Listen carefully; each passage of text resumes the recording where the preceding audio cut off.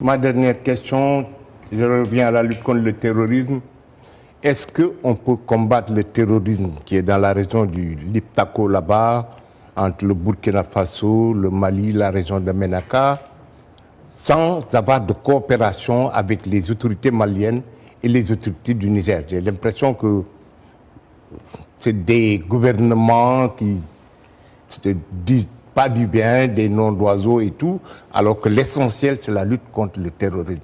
Est-ce que le Niger peut se battre dans cette région sans le Mali et sans le Burkina Faso? Bon, on a tenté le G5 Sahel, mais ça n'a jamais été tout à fait efficace. Mais vous n'aviez pas d'argent aussi pour le G5 Sahel. Mais pourquoi on n'a pas d'argent? Comment peut-on planifier quelque chose pour lequel on n'a pas d'argent? C'est trop facile de se défausser sur l'extérieur. Je pense que si on était rigoureux et que le G5 Sahel pouvait servir de base d'une belle coordination, nous nous serions donné les moyens de faire en sorte... Il est devenu moribond parce que le Mali est sorti. Oui, mais même quand le Mali était dedans, il faut faire l'évaluation quand même. Est-ce que vous savez qu'il y a eu un contingent tchadien, de bataillons tchadiens qui étaient venus au Mali, mais ils n'avaient pas de vis-à-vis malien dans la zone. Ils ont été obligés de se replier au Niger, rester un certain temps à Terra, puis retourner chez eux. Combien de fois nous avons planifié des opérations conjointes qui n'ont jamais eu lieu?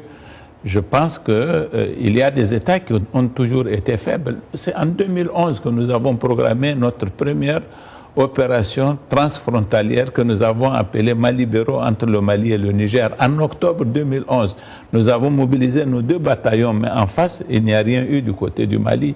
Et depuis lors, la situation du Mali n'a continué qu'à se dégrader.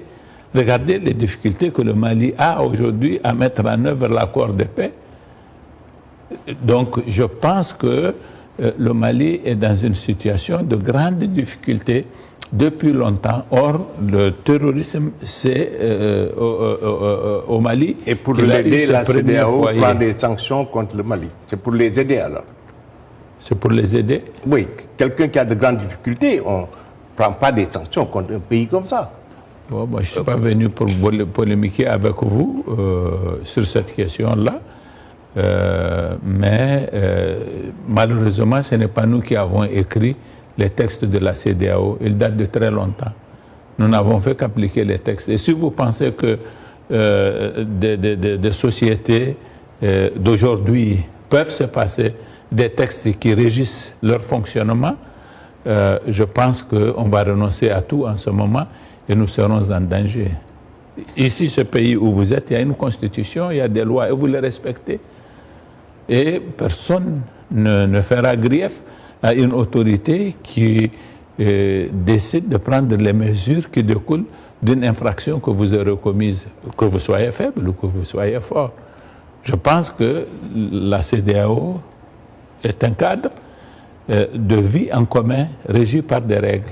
Et ces règles n'ont pas commencé à s'appliquer contre le Mali aujourd'hui. Ça a commencé à s'appliquer au Mali en 2012. Personne n'avait eu à redire.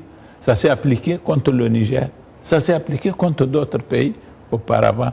Mais pourquoi en 2021, quand on veut appliquer les mêmes règles, il y a un problème?